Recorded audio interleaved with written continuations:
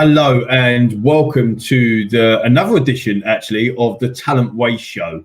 I know that a few of you now already know this, but we are on a mission to find out if talent waste exists through research, through statistics, and through brilliant guests each week on the Talent Waste Show, crowdcast and podcast. So talent waste affects organizations across all industries, and it occurs when an employee leaves an organization prematurely. During that, the business does not want to let them go, or ultimately because the business can't retain them for whatever reason that might be. That might be through poor hiring decisions, it might be through bad cultural fit, unconscious bias, lack of learning development pathways. Last time out, we had the uber energetic Peter Lovell, who talked us through his experiences in all things talent and gave key insights on the collective and collaborative business that is Jagex, transforming into a remote working business. And he also hit us with the amazing tagline, real people need to reach out to real people. Peter, couldn't make it up. It was fantastic.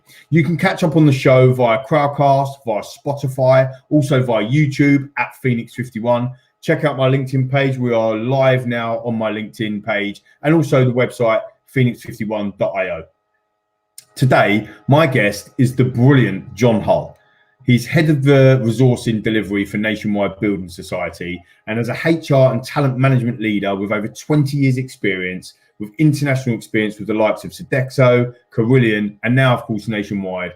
Jon has a fantastic track record of managing change and is a key part of Nationwide's efforts to transform society from a traditional financial services retail player to a true multi-channel offering through technology and innovation. Jon, I'm absolutely delighted to have you here. Welcome to the Talent Waste Show. Thanks, Lee. Delighted to be on. Pleasure. No, absolutely love it. And actually, for those of you, Jon, who haven't met you before, can you just tell us a little bit about who you are and what you do and a little bit about yourself? Yeah. So, your kind introduction, 20 odd years in all things resourcing and HR. I started off life really in agency recruitment, but, cut my teeth in RPO. And then in the last kind of 12, 13 years across many different industries, but in large corporates in-house, mainly around transforming that function to really fulfill the needs of talent rather than it being a process-oriented function. So I'm sure we'll talk about a lot of that stuff, but the real focus for me, resourcing has to line up with the business goals of whatever organization you're in. No, I absolutely agree. And what's your main business? I know obviously we talked about, Nationwide, but what's the key, interest or key, role that you're fulfilling within Nationwide at the moment? What's that kind of Nationwide, proud to work for Nationwide. We're the world's largest mutual, which means we're owned by our members. So that means, everyone has a stake in the business, which, is exciting and frustrating in equal measure because, people want their say. But our role, or my role in resourcing, is to find the best talent, and then obviously help retain it and measure it and all of those things. But more and more increasingly, especially through COVID, we found that your current employees are the greatest asset, and that idea of waste or lack of mobility, I think we would say, and choice for those individuals is key. And you could be unwittingly losing talent through no design or desire because you haven't thought about how that talent thinks, moves, and lives, really. It's a really interesting point, and actually it brings me on to another question, if that's okay, around kind of that internal mobility, and actually understanding whether or not the capabilities of say an individual in a post can actually diversify and transfer into another world, into another department, into another unit. But do you have kind of assessment criteria or the ability to be able to assess people's internal mobility at Nationwide? Yeah, I guess like any organisation, not perfect, we do use tools to assess people's capability, potential, and skills to an extent. I think what a barrier before COVID, and I think for many organisations, was location. Now that barrier is removed, we've seen, so for example, this year for the first time, not the first time, but proactively, we offered up our graduate offering, opened that up for 2 weeks ahead of time for the external market. and a lot of engagement and conversation around what it means, what opportunities, because, amongst our branch network and customer facing people, there's going to be hundreds and thousands of graduates, right? Now, they don't all fit your traditional 21, 22-year-old college leaver, but actually, we've seen some success in previous years that they know the business, that they're dialed into the values. It's just giving them that leg up, really, and ability to, push on with their career. And you mentioned, John, there about COVID and the pandemic. It's obvious to everybody on the planet that it's affected most people very, very differently. Some businesses have thrived. Some industries have thrived during this period. But I think most businesses will say that it has an effect on well-being or health, and that remote work and that aspect of it has. We've exponentially had to change the way that we operate, haven't we, to be fair? I mean, what sort of challenges have you found the last kind of 12, 14 months or so within the business? Well, I think a couple of things. Connectivity, number one. Nationwide's anchored in its sort of values and social purpose and I suppose community in the broadest sense. So people feel connected to their place of work, connected to their community, connected to their team, and that's been a challenge to keep that, direct line into each other. That's helped. We've had some good internal communication and leadership visibility, about talking about well-being, being flexible around when people are having to homeschool, obviously until 2 weeks ago, and being realistic. Being realistic about what that means, right? So for the individuals and showing some flexibility, which again shows, you get flexibility back if you're that way inclined, I guess. So those are the big sort of operational challenges for sure. I think then if you talk in the wider market, the brand challenges of, on the one hand, there are areas of the business that were like the rest of the market, no recruitment, it was just the market died. In tech, it was still competitive and we're still offering jobs and salaries are competitive. So you've got to straddle both kind of horses because the business can't stop moving, but you've got to be mindful that the business will develop, but equally there will be pain points across the rest of the business. So the communication, empathy, and just listening to the sentiment was key, has been key. I think we've got through it so far, and there's still challenges to come. But it's been a painful time for some people, obviously, and less so for others. But it's and I guess that's not different to any other time or any other recession. But layered on top of the societal and political sort of pressures, and then family pressures with homeschooling, it could be a massive problem. It can almost start to condense down, can't it? I mean, you look at the financial service industry and certainly say retail banking. I know that you're moving away from that traditional retail banking sector, but ultimately, we're looking at Trendly. We are keeping our branches open. I'm not keeping every branch open, but we're keeping our branches open, and we do want to be that multi-channel. I think I always use the analogy. You can take my daughter who's university age. She probably can spell the word branch, wouldn't ever want to go into one.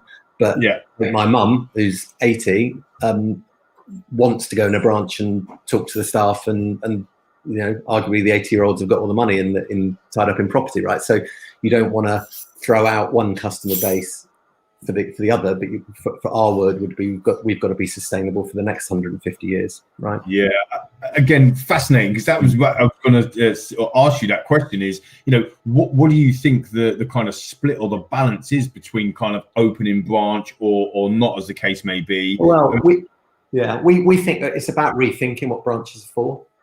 So there's some work during the pandemic that's thrown a sharp focus into it, because obviously social distancing and safety have been paramount. So in branches have not opened the normal hours, but I think we have a vision to turn those into a community hub. It might be advice as well as transactional financial stuff that you would go into for, and a multi kind of. We're rethinking what that customer facing role looks like. So you might over time, we call it a universal member representative, but that would mean you may be attached to a branch, for sure, but it may mean over time you're working 1 or 2 days face to face with customers, 1 or 2 days on the phones, 1 or 2 days through a digital channel, and that brings questions about assessment. What we have to assess, what that means for the characteristics that will make you successful. Because obviously Nationwide would train somebody, but you want to make sure that the attitudes and values and behaviours are nailed on, so that you have that flexibility in that individual and ability to change quickly. That's really interesting, because I think, again, coming back to the pandemic challenges, and what we've learned from that is probably as a nation and as a kind of as a planet, is that we've had to adapt really, really quickly.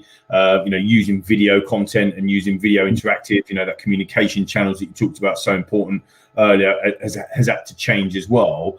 Have you seen, in your recruitment process and actually onboarding process, have you seen a change in that? Have you had to adapt that? We've seen with a lot of our clients, Phoenix51, for example, that organizations are having to change and adapt the behaviors that they're bringing into the organization in order to kind of adapt to the situation that we're in. So previously you mentioned kind of 80-year-olds going into branch, but actually if you can't go into branch, you need to be able to adapt. And therefore, is it a different skills now? Is it a different behavior that we're recruiting for? We don't think it's different skills necessarily. So let's take the customer roles. We think certainly at leadership level, there will come a time, or we're certainly looking at, is it different leadership characteristics to manage hybrid, manage remotely?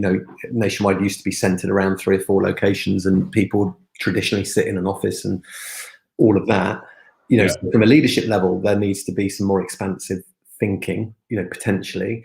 So from a entry level, there is this, I suppose we're overlaying it now with this, what we would call learnability or agility. So being able to learn quickly or adapt to different situations, rather than have a fixed mindset. So we do assess for that.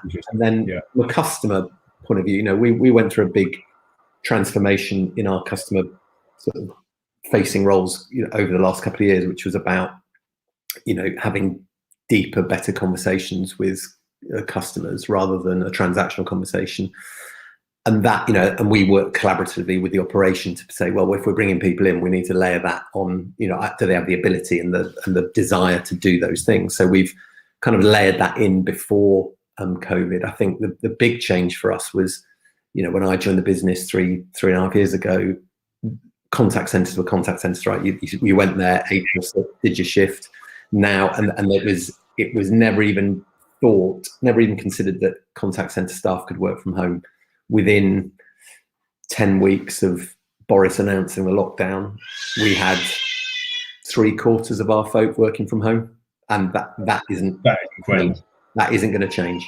Yeah, that is incredible. And there may be that we may look at, and we're doing some research with our assessment provider on what working from home means around resilience, and and does that mean you recruit a different type? Question. Yeah. Potentially, maybe not, but we'll see. I mean, we've certainly seen no major drop in productivity, positive impact on absence, and positive, but I guess you can't correlate positive on turnover, but that could be because the market's tight, and so I guess it's too early to say whether that is a big factor, but we think it might well be. Flexibility. It's incredible to hear actually that ability to be able to change. 75% of the contact centers are now kind of working from home, and that won't change. We recently did a global webinar actually in conjunction with another giant RPO, and one of the polls that we did was there was an audience of just over 300, and we polled them as we went, and one of the questions was, do you assess your staff's capabilities, your current staff's capabilities? And for me, staggeringly, 40% of the audience said no, and that there wasn't even assessing their current capabilities. Yeah. So when we're talking about that kind of internal mobility side, and we're talking about kind of how we can move staff in and help develop their careers, which essentially comes back down to that retention piece. So just wanted to get your view on it, John. I mean, at Nationwide, do you have a capability to assess current employees? We do. I mean, we would suggest strongly for any internal recruit, if it's a direct hiring process rather than promotion, that we would put people through some assessment as well as an interview or traditional sort of presentation or whatever, because it just gives a different lens, and that obviously maps to our potential model or capability, for those areas. The other thing we are developing now is an internal talent marketplace. So mapping skills is quite laborious work, but if you take our job codes and job profiles, we're mapping and saying, look, if you are, let's say you're in a customer type role, not there are 4 or 5 different layers and different flavors, but if you are in that, you must have 4 or 5 skills, right? So if there is a change program or there's a need, we could pretty much plug you in and move you over there if it's desiring for those 2, and we can train you on the other 2, right? So there's that work going on to say, actually, before you even go outside, you need to look at this, and our kind of analysts are looking at the roles that historically, literally by job code. I mean, it is a great bit of work if you're a data geek, but really helpful if you're a recruiter, to say, these roles, this role here, 90% of the time you go internally, and 90% of the time it comes from those roles over there or that community. Yeah. And the insight that can drive with hiring managers and around diversity and all those questions is incredible, right? So and then you can say, do we need to assess differently, or is it just a transfer because that's the right thing to do? No, sure. That data is absolutely dynamite. So I hear, you're doing a lot of brilliant things, there's no doubt about it, but a lot of insights, a lot of data, a lot of understanding where we can go, assessment we've talked about as well. What impact has that had on over the last kind of 3-4 years in your career at Nationwide in terms of staff retention? I mean, have you seen a difference over the period that you've been there? When I moved in, the contact center area was a little bit on fire, and turnover was poor, recruitment was poor in terms of fulfillment. So the 2 were probably almost certainly linked. Yeah. But and the impact of that. So when you could say, is that a process thing? Is it we had an RPO provider? Was it do you kick the RPO provider? All of that. But when you drill down, what does it mean for a person on the phones? Number one, well, extra stress, extra work, probably more overtime that they don't want to do. Not being able to get time off the phones for their own development training, etc. What does that lead to? Probably turnover, or probably sickness, or both. In that case, definitely both. Exactly. Now, our finance, and then when you kind of put it down to brass tacks and goes, turnover, is it vanity? Does it really matter if I don't hire? I've got 100 hires to make in the next 2 months, and I only make 85. Does it really matter? And turnovers, a couple of percentage points up. Well, our finance teams worked on it, and for every percentage point of turnover, cost the business £100,000, the bottom line. That is incredible, isn't it? That is an incredible stat. So by driving better, not just bums on seats recruitment, but better recruitment and fulfillment, cut that cost. Turnover did drop. Engagement went up. Recruitment isn't totally responsible for engagement, but we measure that. We've got quite a strong trade union internally, and when I joined, they were, let's say, less than friendly about recruitment.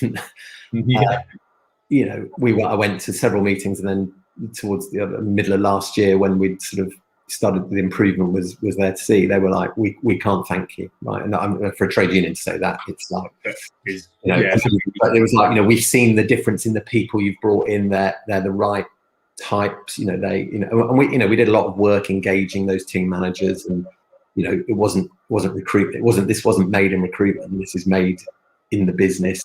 Recruitment, right? And that, I think the mistake often, in big in-house teams is you think recruitment own the kind of IP on everything. Just because you're called recruitment, you don't, right? You're enabling business performance, not responsible for recruitment. And actually, it's quite interesting. I mean, the 1% equals £100,000 worth of bottom line cost is incredible stat. National Office of Statistics states that in the financial services industry, it could be up to 45% loss in year one. So if you're hiring 100 people in year one, you're going to lose 45. You put a cost factor around that against the analysis in Nationwide. I mean, that's astronomical. You're talking serious numbers in terms of actual from a cost perspective, and then you've still got to layer in I suppose, some of that hidden cost. So for every day that there isn't for want of a better expression, a bum on a seat, what is that actually doing? And then of course the hidden costs around, morale within the team. If people are constantly turning over, what does that actually do as as an employer of choice? Because actually we want a development of a career path, and we want a development of where we see 2, 3, 4 years. There's some massive statistics out there also that suggest that once you get over that kind of 18-month, 2-year period, then you're probably set for, a long stint as a career, maybe 3, 4, 5 years within the business. And that obviously means that you start to see a return of that investment, and things like Glassdoor reviews, which, have come very popular in the last kind of 5 years or so, they start going up. Employee engagement starts going up. Motivational aspect of, actually, I want to go and join that type of business. And so it's just really interesting to get, your viewer. Have you seen them sorts of things? What did you implement, I suppose, John, to get the results changed? Yeah, well, I think it's probably 3 or 4 key things. One was obviously we were using RPO. It wasn't working, and you need to make those decisions quickly, right? So number one, and they didn't work out. But then when we looked commercially at the contract, they were measured on everything but the 2 things we wanted, right? So, we wanted fulfillment and quality, right? We measured quality, for right or wrong, as 90-day attrition. So, we knew that if we had assessed properly, get them through the door, and they land through training, if they stick within the first 3 months, they'll probably stick for a year or more. So, good. But the previous contract didn't reflect any of that. It was all just operational metrics. So, look at if it's in-house or an RPO, make sure you get your kind of operational measures right, and don't negotiate on them. Number 2 is work with the business, to your point about, in some of those frontline roles, any frontline roles, probably the shelf life is 2 years in that particular role. So defining out career paths, so working with the operation, it's not, we weren't responsible for the career paths, but helping them articulate that as part of that, if you like, EVP. But so is if you do this, and then, we'll give you time off the phones, and, you can go here, here, and here, and all of that. So giving people kind of aspiration, which is, I guess, everyone wants. And, ultimately working with the operation on, could be the smallest things, but, you need to build confidence. When we moved into that area, confidence was shattered. If I know a lie, they hadn't fulfilled to 100%. As long as anyone could remember, which was like 4 or 5 years, right? So to say we're going to come in and reinvent the wheel and going to make the world better, they're not going to believe you. So small steps and rigorous communication, really important, and take feedback. That's interesting. I haven't got the monopoly on being right ever. Much as I would like to think I had. Would we all, to be fair? No, I think the feedback thing is also crucial as well. That communication aspect links back to what we talked about in the first part of our discussion today, which is what the effect COVID's had, and that communication, and making sure that we're still I don't know, doing small huddles or anything like that. That within our teams, making sure that we're having that communication is absolutely vital. We're actually broadcasting live actually on LinkedIn, and I've got a couple of questions that I'd like to ask you if I can. So a good comment from Lewis Jackson over on LinkedIn, talks about talent slipping through the net when opportunities are only opened up to graduates or grad schemes, from an emerging talent perspective. I mean, what do you think about that, John? I mean, is Nationwide open to that kind of wider talent? Well, I mean, it's 3 things. We run several emerging talent programs, right? So graduates is one strand, and our definition of graduate is probably broader. So we don't make any kind of claim on, you don't have to have a 2-1 or the classification is thrown out the window. It's about potential and capability and sort of values fit to the organization. Number 2, we run apprentice programs both internally and externally, right? So and then we run an internal program, which is for, well, you may or may not be a graduate, but people that want to progress, and they, again, we have to measure certain capabilities and motivation, I suppose, is the key for that one. And we run really importantly a tech skills program, right? So that's our technology development program, is open external and internal, twice a year, and it can be for anybody who just loves something about tech, is a graduate or not a graduate. It could be a career changer, could be veterans or whatever. And, it's all about their motivation and this learnability thing that they will pick up. And we put them through a hothouse tech skills program, 13 weeks, and then, give them some pastoral care over sort of 18 months, but we deploy them into real jobs quite quickly. Right. Yeah. And that makes, actually it's, you go, is it a bit expensive? Is it, potentially when you add up all the training costs, but, we've reduced the reliance on third party SOW, IBMs and Deloitte by doing that. Right. So, I hear you, just by saying it's a graduate program, you exclude that there is a place for them, but you've got to be mindful that people develop at different rates and their potential isn't tied up in a degree they did. Yeah, no, interesting stuff. And also, Peter Barlow on LinkedIn also says, in just more of a statement, more than a question, but it'd be interesting to get your view, that feedback and communication is often lacking in so many organisations that he's had experience in. Again, what would be your kind of top tip for organisations, and having that? That's kind of undeniable, right? Big organisations, but I think, it's key. It's, there's no easy answers to that. I think most organisations try. Some are better than others. We'd like to think we're okay, but not faultless by any sense. And I think that, you're a big company. There's often duplication or stuff slips through the net. But I think it is key. Feedback and communication within teams drives performance. We know that. And feedback and communication into the candidate market for us, we try to drive into our business. Look, if you're hiring someone or interviewing somebody, they may or may not, they may be a customer now, a member, or they may potentially be a member, right? And it's expensive or it's just rude to not give them any feedback, right? Yeah. I'm really sorry, it was, if we've got 6 candidates in a head office role, only, you're going to upset 5 people, right? Exactly that, yeah. At least be polite about it and show some respect that they've made an effort and, tried, and that's all you can do, and where possible, give them some meaningful feedback. I mean, that's the aspiration. I'm not saying we're there yet. I think that's one of the key things. I mean, we both of our recruitment careers essentially have taken different paths, but they both span 20 years.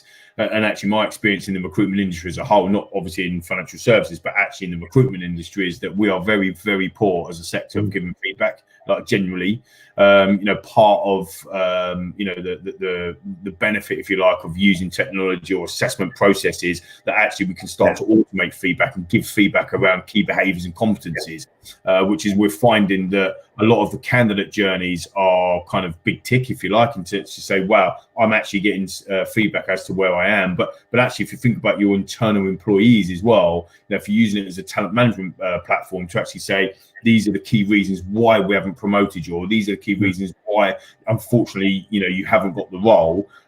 John, you've been there for 6 months, Lee, you've been there for 5 years, but actually, John, you're going to be promoted first because you're better suited to that particular role. I think people just respect that. I think that they will understand that, and instead of wanting to leave or wanting to move, and again, utilize that motivation piece. So I think it is critical, isn't it?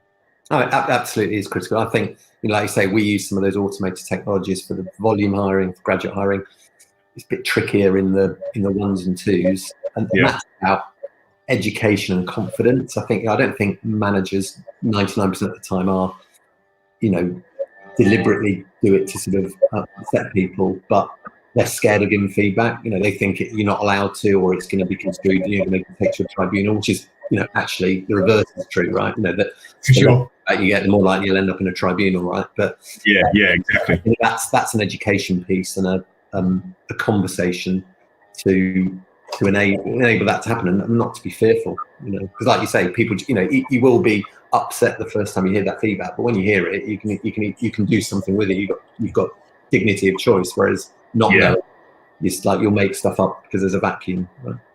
People don't like giving bad news. I mean, again, we talk about competency behaviours, but just talking about human behaviour in itself, people don't like giving bad news, unless you're, Simon Cowell when he first burst onto the scene, or my old boss, Lord Sugar, who burst onto the scene. But the reality is, people don't like giving bad news, and when it's a bad news, we've seen it so many times throughout my career, and I'm sure you have, is whether or not it's a partnership program, or whether or not it's an employee, or a recruitment piece. People just don't like giving bad news, so therefore they bury it. And that becomes a worse situation when fronting something out and just talking about it.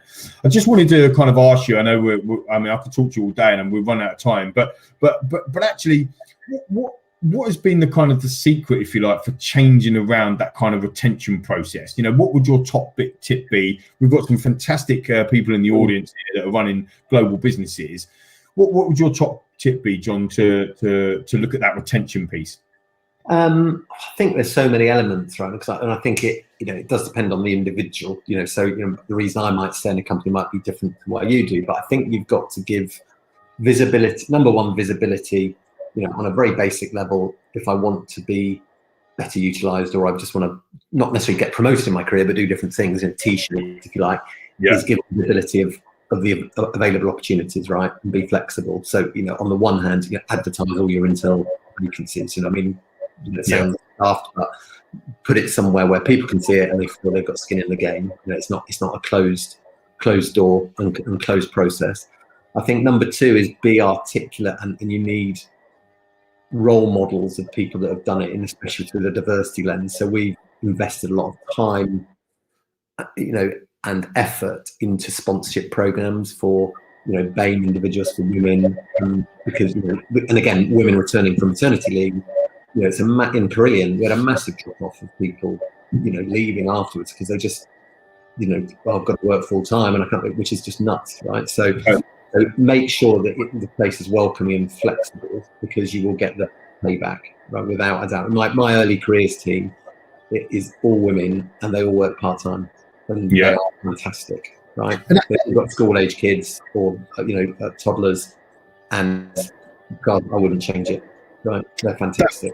That flexibility, Jon, is so important, and I think again being highlighted, coming back to COVID again. Sorry, audience and listeners and stuff, but coming back to that COVID pandemic, you probably see if you're watching webcast behind me, I've got my 3 daughters, all of which go to school. I obviously work, but building the Phoenix51 business and the recruitment company, and obviously my wife works as well. That homeschooling aspect, I don't think that the flexibility working piece was never highlighted as much as it has been in the last 12 months. And I just can't see individuals wanting to go back to the world that was before. And again, that retention piece of, like you just said, offering that flexibility, being able to have breakfast with your children in the morning before, before you'd have to leave the house at 5:30 to jump on a train and go into that type of aspect. There's a story when I was at RS Components, which is a distribution business, and they had warehouses in the sort of East Midlands, and there was a story where someone asked their boss if they could swap shifts with someone next door to them who'd said yes to go to their daughter's graduation or some kind of event, and the big boss said no, because now they could have done it between each other, and that's just stupid, right? Even then, and they were so we're prepared to make the hours up, all of that. You've got a willing employee, and you go, well, how what is going on there? There's no empowerment, no thought, and you lose a lot in engagement in that. So flexibility, and I think then is give people the tools. People talk about you've got to manage your own career and all that, which I think is a bit trite, but you've got to give people the tools to be able to do that, rather than to just say, oh, you manage your own career, you're on your own. That's not enough and not good enough. As an organisation, you've got to be, whether that's just signpost people externally to things, events, networking, if you haven't got a budget, or whether you've got programs that you can signpost them to, and they've got choice to sign up to and commit to. But that's incredibly important to retain and and ultimately engage. Isn't it? The last thing you want is quit and stayers, right? No, exactly. They've checked out, but they're in your organisation, right? And exactly agree. Look, we are running out of time. I've got another question from LinkedIn that I just want to quickly pop to you, and then we'll sum up. So Lisa Mattingly on LinkedIn asks, be interested to know how the talent marketplace has helped with retention. So her current pipeline is rolling out as they speak. So it's understanding really, because there's a lot more people available. Yeah, I mean, in reality, too early to say. I think we've seen, because we're still playing around with it a bit, and it's difficult because during COVID, turnovers dropped anyway across the board. So we've made some changes and some redundancies, but the core kind of attrition rate has dropped quite heavily, which probably will move up, but I guess it's really too early to say until we sort of get into the middle of next year that is making a dent, or well, not even making a dent on turnover, because you might want some turnover, but people are moving around into other jobs that didn't before. No, makes sense. Jon, you've been absolutely amazing. I need to leave the audience with kind of your wisdom, as it were, and essentially your top tips. So as a leader in your field, what is the best piece of advice you could give to other professionals that are in the talent space? What would we leave them with a takeaway essentially from Jon? I think there's something about being bold. I think people want, in talent and recruitment, there is that kind of hygiene factor of the process kind of working. So they want trust in that process, that it's not going to fall down at the first hurdle. But be bold about the decisions. We can drive great insights from a lot of, whether that's external market, internal stuff, or suppliers that we work with. Use it, because we are in a really privileged position to influence different decisions that that on the surface you think it's just a recruit, right? But we're in such a great position in the organisation to look across it and go, that stuff's really good, that stuff isn't, and we can be kind of cultural change agents. Totally agree, and I think on that note, it's absolutely fantastic. Jon, you've been amazing. Thanks so much for sharing your experiences and also sharing your insights into leadership within the talent space. I'd like to thank everybody for joining us today live on LinkedIn and also via Crowdcast. We're actually going to put this out on a podcast on YouTube as well. It's going to be available on Spotify. Please follow us on LinkedIn. So that's Phoenix51.io, or of course at Lee McQueen, which is pretty simple, but there you go. And if you want to get in contact with Jon, you can get in contact with Jon, linkedin.com, and Jon Hull's profile on there as well. Jon, absolutely fantastic. Love being here. And thank you so much. And we'll tune in next week, listeners, for another round of the Talent Way Show.